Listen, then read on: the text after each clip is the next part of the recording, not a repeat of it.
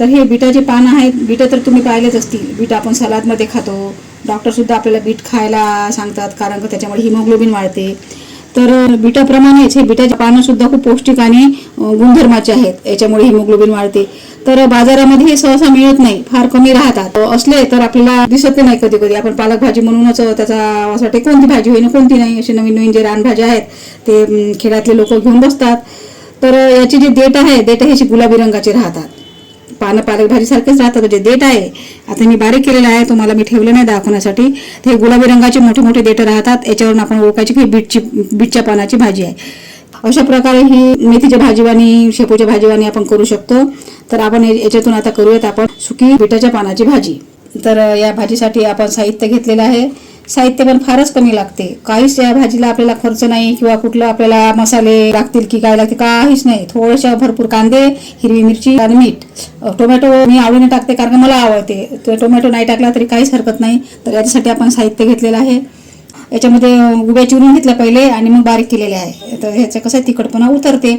तर हे आम्ही बारीक करून घेतलेल्या मिरच्या आहे, हे 2 कांदे आहे आणि 1 टोमॅटो घेतला. हा आवडीनुसार आहे, तुम्ही टाकू शकता, नाहीतर काहीच गरज नाही. मला आवडते म्हणून मी घेतलेला आहे.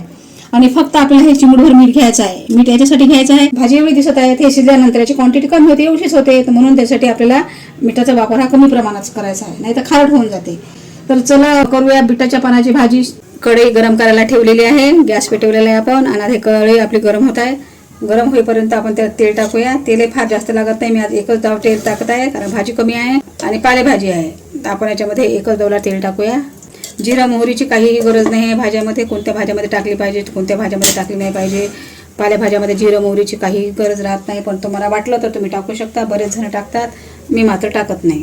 तेल आपलं बऱ्यापैकी आता गरम होत आहे. आपण याच्यामध्ये कांदा आणि हिरवी मिरची दोन्ही सोबतच टाकून घेऊया, दोन्ही सोबतच मऊ होते. याला परतून घेऊया आपण. कमी तेलामध्येच करायच्या असतात ह्या पालेभाज्या. याला जास्त आपल्याला लाल करायचं नाही आहे, फक्त याला आपल्याला मऊ करून घ्यायचं आहे. याचा कच्चेपणा आपल्याला कमी करून घ्यायचा आहे. याच्यामध्येच आपल्याला टोमॅटो टाकायचा आहे.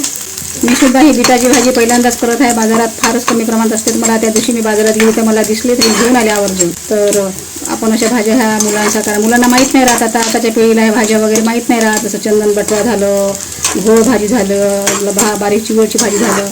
आता बारीक चिवळची भाजी बाजारात उन्हाळ्यामध्ये येते, त्याचं बेसन वगैरे खूप चांगलं लागते.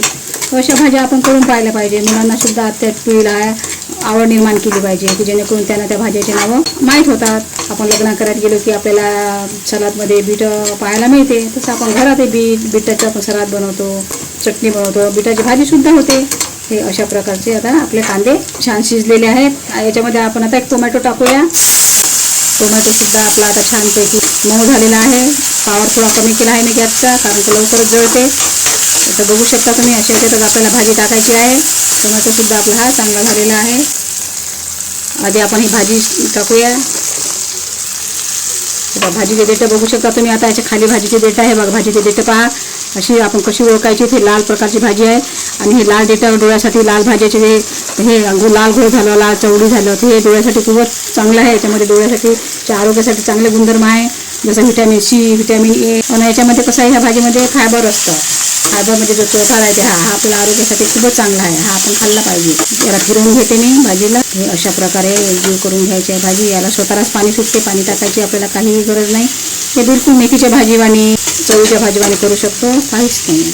कमी खर्चामध्ये आणि भरपूर व्हिटॅमिन, प्रोटीन मिळतं कमी खर्चामध्ये. आता आपण याला झाकून ठेवू. 3-4 मिनिटात ही मऊ होऊन जाते भाजी. कमी पावरमध्ये ठेवायची आहे, नाही ती जळून जाईल खालून, कारण पाणी नाही याच्यामध्ये. त्याच्या स्वतःच्याच पाण्याच्या अंशमध्ये आपण याला शिजवणार आहोत. आपण याच्यात मीठ घालून घेऊयात. छोट्या मोठ्यामुळे त्याला पाणी सुटते आणि ते लवकर शिजून येते. मीठ कमीच टाकायचं, कारण लवकर खारट होतात ह्या भाज्या. आता एवढी दिसून राहिली, शिजताना मग याची क्वांटिटी बिलकुल कमी, त्याच्यापेक्षा यावरती होते.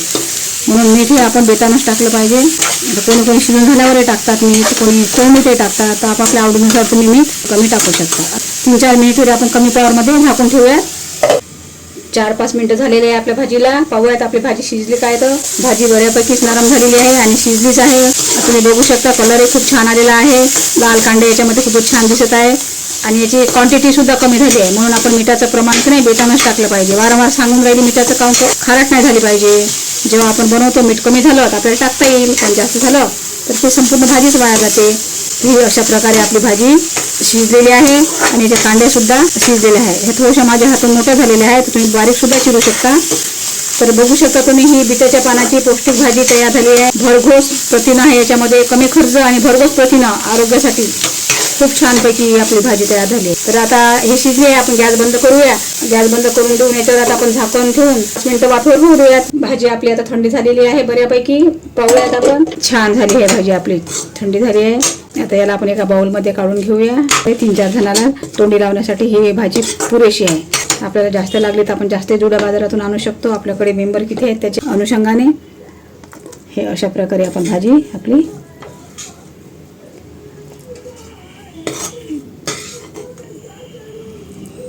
तर ही आपली भाजी तयार झालेली आहे. हे बिटाच्या पाण्यापासून पौष्टिक तयार केलेली भाजी आहे. जशी बिटामध्ये गुणधर्म आहे तशी त्याच्या पानामध्ये सुद्धा गुणधर्म आहे. तर तुम्ही नक्की तुमच्यासाठी आणि तुमच्या परिवारासाठी करून पहा. तर अशाच साध्या सोप्या कमी खर्चाच्या रेसिपी मी घेऊन येत आहे. तर तुम्ही नक्की बघा आणि करून पहा आपल्या परिवारासाठी अशी सुकी भाजी.